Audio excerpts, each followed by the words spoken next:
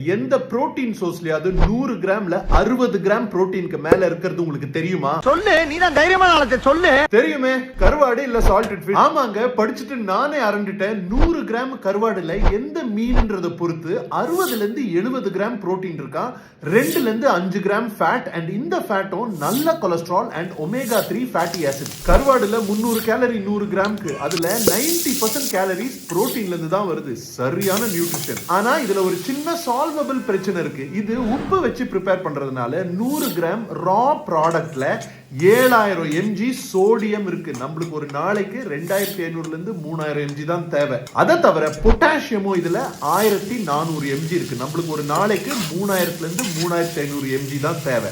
இதை ஈஸியா கருவாடை 12 ஹவருக்கு தண்ணியில ஊற வச்சு அந்த தண்ணியை ஊத்திட்டோம்னா கருவாடுல உப்பு கம்மியாயிரும். ஆனா இதுல சோடியமும் பொட்டாசியமும் என்ன இருந்தாலும் கொஞ்சம் அதிகமா இருக்கு. நீங்க தெரிஞ்சுட்டு ஒரு நாள்ல 100 கிராம்ல இருந்து 150 கிராமுக்கு மேல சாப்பிடாதீங்க.